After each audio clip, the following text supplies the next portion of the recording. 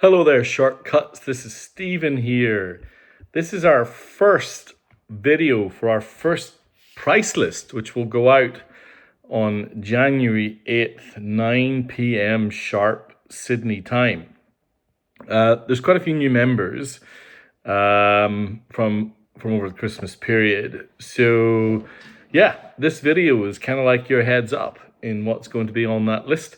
This particular list is classic rock and also a review of the Vinyl Me Please selection that I had in my New Year's sale email that went out 6 o'clock on Saturday afternoon. Now, I didn't get very many replies to the New Year's sale, even though I absolutely slashed the prices on a bunch of things, which I think means because it went out at an unusual time, maybe some of you haven't noticed that it was there. But go back and check your feed. I'm going to include it in the email that summarizes this week's list with everything that's still available, which is most of it, to be honest. I was kind of thinking that that list would get decimated because not only are the prices, kind of in some cases halved, but you can save a further 10 and 20% by buying either 3 or 6 items. So I'd encourage you to have a look at the sales list if you have not done so already. I know some of you have taken advantage of it. So this is the classic rock list for this Wednesday, 9 p.m. If you're watching this video for the first time, you like what you see, and you would like to be on my mailing list, drop me an email at shortcutsrecordsaus@gmail.com. All right, now this is an unashamed plug because the first record I'm going to show you is Dark Side of the Moon. And this is actually a Japanese third press, which took out the first place in my ranking that I published yesterday. If you haven't seen the video, it's the end result of a year of listening to almost 20 Dark Side of the Moon pressings.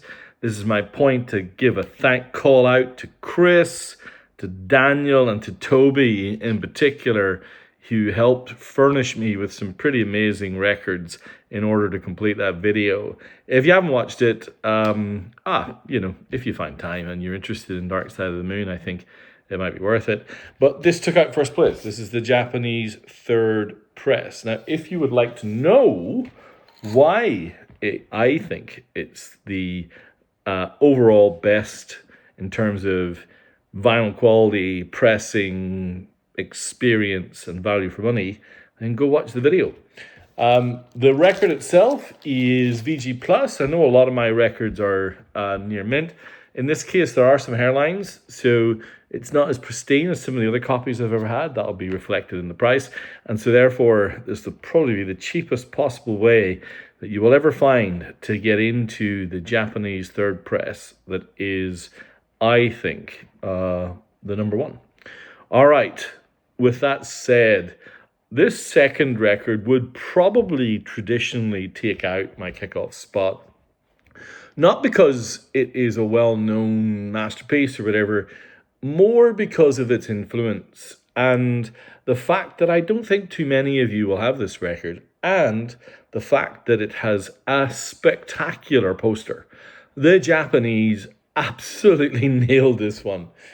Now, this is an album called Second Edition by Public Image Limited. This record originally, of course, was called Metal Box in other parts of the world and was actually released in 345 RPM discs. I think they may even have been 10 inches or some weird size, actually in a metal box. And for a lot of people, it is a holy grail record. The Japanese took their kind of own spin on the cover and the really quite dark and kind of distorted inner, and some lyrics in the back, not all, and made something really lovely. It's a 2 LP in this case 33 RPM mix. The vinyl quality is stunning. I love this record. I've got a few different presses. This is the best sounding. More um, because Ya Wobble's bass sound is pretty spectacular. Now, this is a challenging listen. You know, the opening track, which I've seen, remember, I think it's called Albatross, yeah. You know, it's not subtle. It's 11 minutes of John Lydon putting up the middle finger to punk music. If you didn't know any better, you'd be thinking, oh, have I played a 33, if I played a 45 RPM record at the wrong speed? Have I put a single on at LP speed? It's a dirge. It is a grind. And I think just massively influential. As influential in some ways as Nevermind the Bollocks was. I think arguably Public Image Limited probably inspired better bands than Nevermind the Bollocks. Nevermind the Bollocks inspired more bands, but not necessarily good ones. And this record really did. I mean, you get Bauhaus, you get a bunch of post-punk, you get the Gordons in New Zealand, you get some of the greatest guitar noise records in the early 80s, leading all the way up through Pylon out of Georgia in the US. So it's very influential. It also has some moments, I don't know, I think of them more as sad than comical. For example, there's a track pretty early on called Swan Lake, which is a really deep and beautiful description from John Lydon of the experience of watching his mum pass away from cancer. Except every so often, it breaks into a melody stolen completely from, I think, Swan Lake by Tchaikovsky, clues in the name. And there are, as you kind of go through, particularly the first disc with songs like Memories and Pop Tones, you will really hear how a lot of bands kind of got their chops. Now, I mentioned the poster. I'm just going to show you it. The poster is very rare, which means that this record cost me quite a bit to acquire. So it's not a cheap purchase, but have a look at this. Look at that. Talk about drama. It says Metal Box in the top left corner, Columbia Records. Photo by Bob Gruen, designed by Kenji Sugiyama. So only released in Japan. And what's really quite amazing, can you see how the bass player here is playing from musical notes? Got his stand there. John Lydon just, oh my gosh, it's fantastic. All right, that is Metal Box / Second Coming by Public Image Limited. What a record that is. Okay, I've got really from here on a stack of kind of classic rock and shortcuts classics, really records that a lot of us know and love. Maybe some of us already have. Some of us who don't, opportunity to pick them up. And then I've got a Vinyl Me Please special. This is a band that many of you who've been following for a while know that I love. The terribly named Jane, a German kind of hard rock / prog band from the 70s, although they ran into the 80s and even into the 90s. This is their best album, Fire, Water, Earth and Air. If you think of the grooviest kind of 70s rock band, you've got Jane nailed. The riffs are incredible. Every song, killer, no filler. Was commercially hugely successful in Europe, and critically still pretty well acclaimed. And you can start to get a sense of where they might go. There are some kind of little electronic flourishes as well. It is just basically a killer hard rock album. I love it to bits. Okay, I also have here a special edition that's never been sold on Discogs before of Santana 3. To me, the only Santana album worth owning.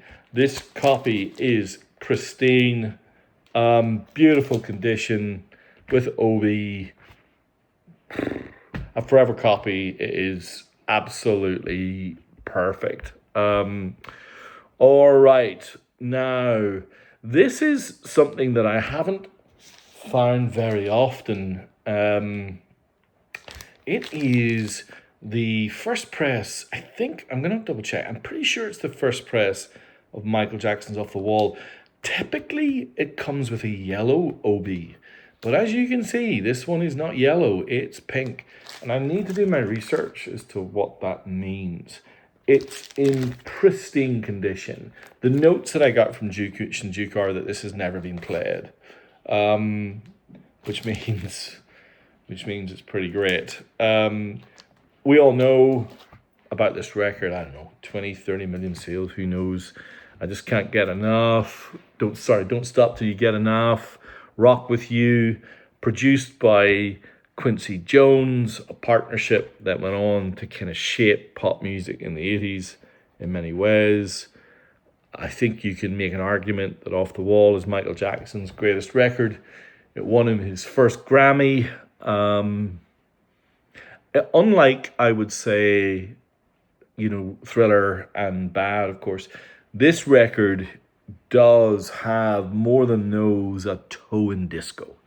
And so I think that is the influence of the late 70s. It is therefore more playful, and to my ears, therefore warmer and more vibrant to listen to. By the time you get to Bad, I think his records sound a bit clinical, but this one doesn't. It's great.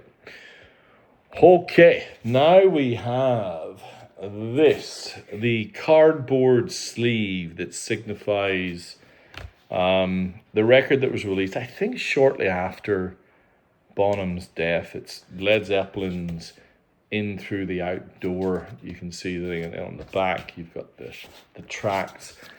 As a swan song, and I know they released Coda later with, outtakes, etc., and studio tracks. But In the Evening, Fool in the Rain, and the rather lovely, albeit more synth-driven, but drum-heavy, All My Love. It's got some really cool stuff. There were lots of variations of this sleeve. This is the E variation, for those of you who might be trying to complete the set. I know there's a few of you who are. It's in lovely condition.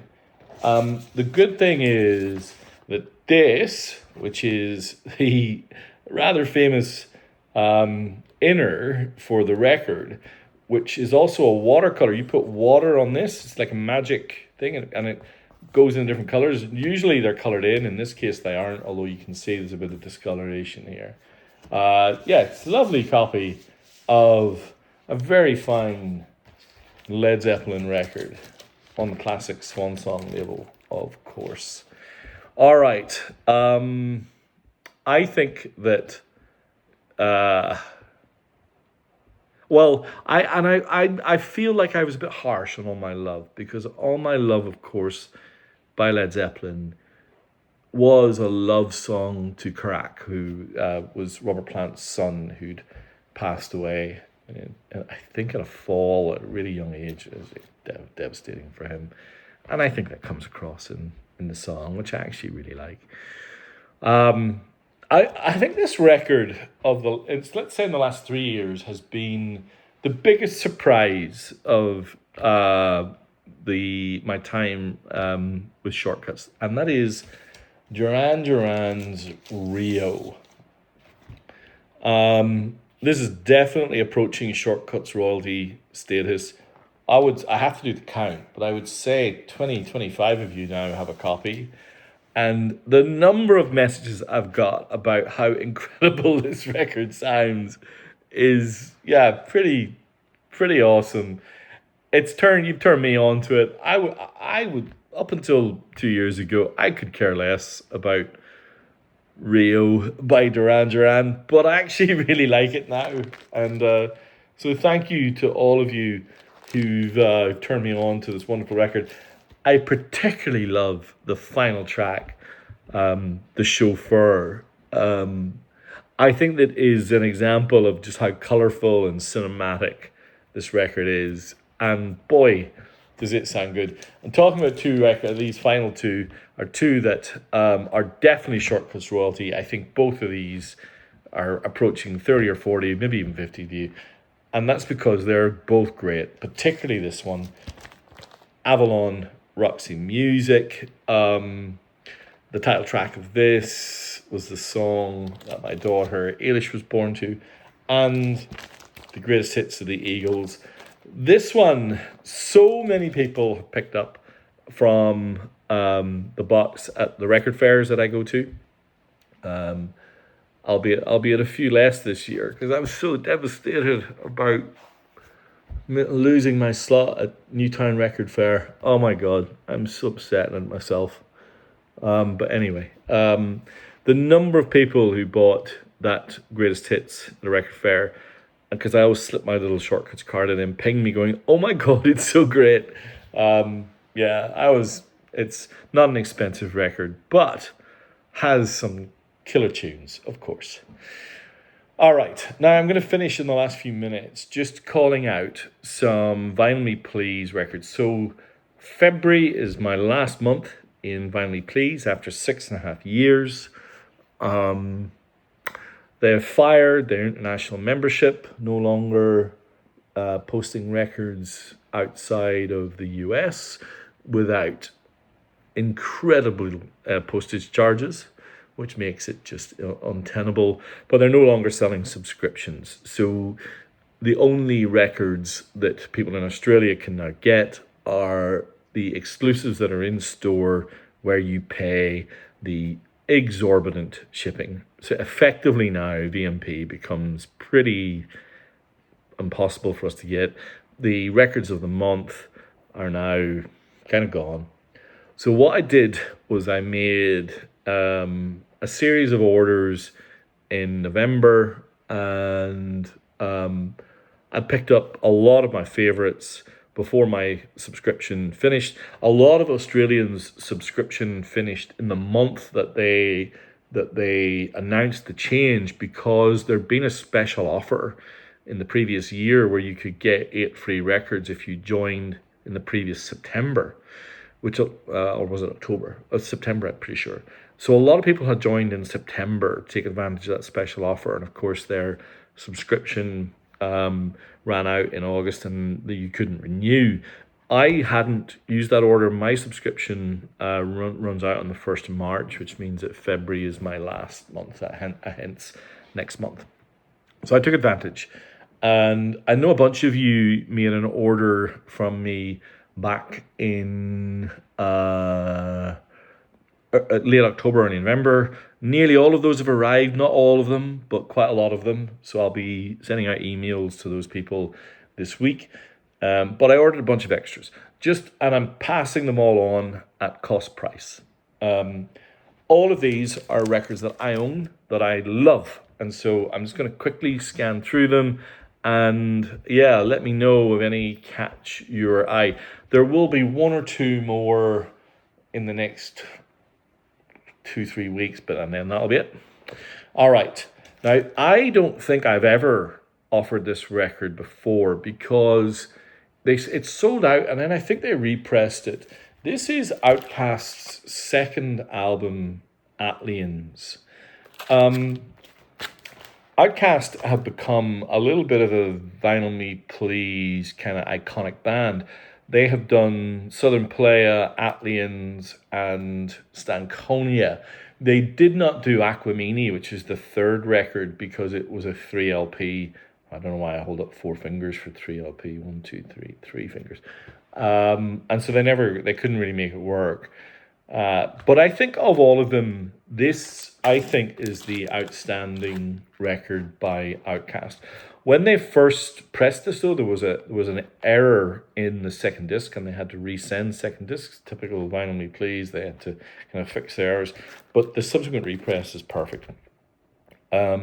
Super funky, really melodic. I think one of the killer kind of southern rap albums of all time. I'm trying to remember what the special was. Half Speed mastered by Barry Grint. Neon green and blue galaxy listening notes. Yeah, really, really great. Give it a listen on Spotify if you don't know it. There are a few of these that you might not know, and that's why I'm giving you the chance now. You can go through them. This was, I think, my second or third ever Buy Me Please purchase. This was my first.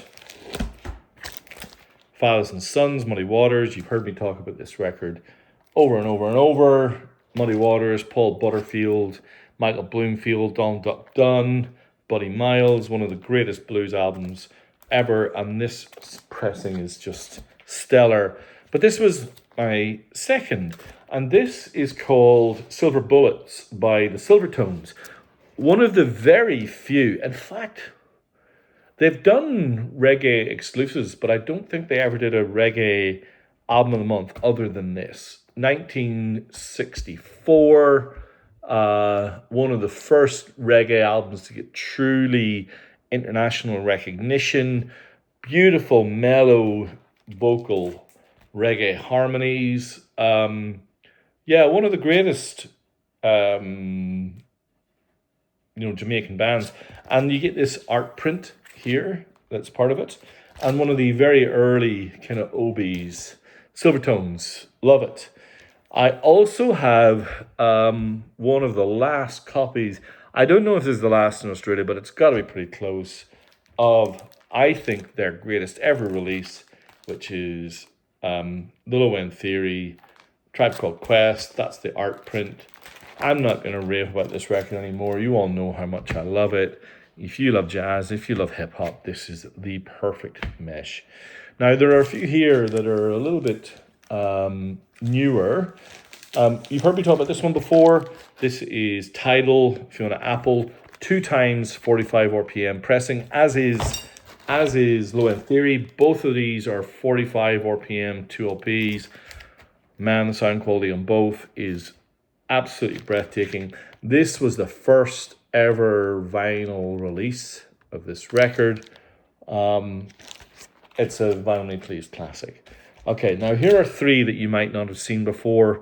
This one, Psychic by Darkside.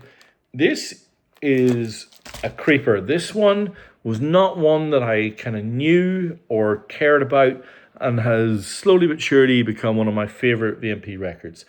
Darkside, electronic and guitar duo. They only ever made one album, went into hiatus in 2015. I don't know if they've done anything since.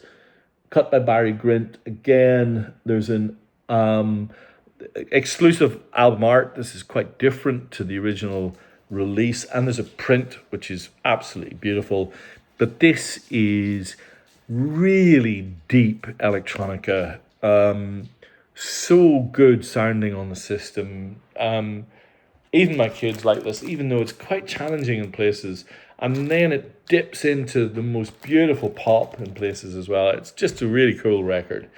Finally, actually second last, we have Ray Charles in person. This is the art print that comes with this record. Mastered by Ryan Smith at Sterling Sound from the master tapes. Probably, in fact, this is one of Ray Charles's kind of signature records, and includes Hit the Road Jack, which became, in many ways, his signature tune. Was a massive success for him. A cross-genre legend. And then finally, I've got a spare copy of this. All of these Sly and the Family Stone records have sold out. This is the Vinyl Me Please pressing of Dance to the Music, Sly and the Family Stone. Includes Higher, Don't Burn Baby. This is one of their earlier records, and one of I think it's 68 or 69, and one of the very first records to use the word funk. So there you have it, a classic rock and vinyl me please mix. You can see here actually that this is an exclusive, and it's number 119 of 1500, and they're all gone. All the rest were records of the month. That was the only store exclusive.